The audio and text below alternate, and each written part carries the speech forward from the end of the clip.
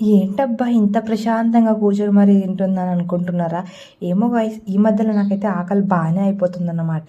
So, మస్తుగా తినేద్దామని మంచిగా ఏదో ఒకటి చేసుకుందామని ఫిక్స్ అయిపోయినా. చిన్నోడైతే పడుకున్నాడు. పెద్దోడైతే ఆడుకుంటుండు. సో, ఇప్పుడైతే నేనైతే మంచిగా తినేద్దామని ఫిక్స్ అయినా. వాళ్ళిద్దరు అంటేనే నేను ఆరామ్‌సే తినగలుగుతా అన్నమాట. సో, ఏముందని చూసుకుంటే బ్రెడ్ ఉన్నాయి అండ్ ఎగ్స్ ఉన్నాయన్నమాట. వాటితోనైతే నా ఫేవరెట్ బ్రెడ్ ఆమ్లెట్ అయితే చేసుకోబోతున్నాను. యాక్చువల్‌గా అప్పట్లో ఆమ్లెట్ మీద మంచిగా బ్రెడ్ ఏసి మా అన్నయ్య చేస్తుంటే తింటున్నా.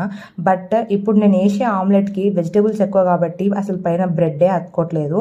సో, మంచిగా తవ్వ పెట్టేసి దానిపైన బటర్ ఏసేసిన తర్వాత మంచిగా బ్రెడ్ అయితే కాల్చుకోవాలి గైస్.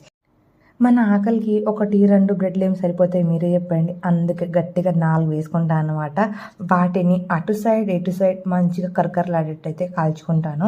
ఆ తర్వాత మంచిగా ఆయిల్ చేసేసి మనం వేసుకున్న ఎగ్ మొత్తం దీని మీద వేసుకోవాలి. మనం వేసుకున్న ఎగ్ అంటే ఎట్లుంటది మొత్తం ఆనియన్స్, కొత్తిమీర ఇవే ఉంటాయి కాబట్టి దాన్ని మనమే స్పూన్‌తోని అటు ఇటు చేసుకోవాలి. అండ్ ఇక్కడ అదొకటేసారి తిప్పితే ఇరిగిపోతది గైస్. అందుకే నేను 2 ముక్కలు చేసేసి ఇట్లయితే తిప్పుకుంటా అన్నమాట. Finally it's ready to eat అనమాట. సో, నాకు వేడి వేడిగా ఉన్నప్పుడు తినడమే చాలా ఇష్టము. అందుకనేసి ఫూ ఫూ అనుకుంటా మొత్తం తింటూ ఉంటా అనమాట.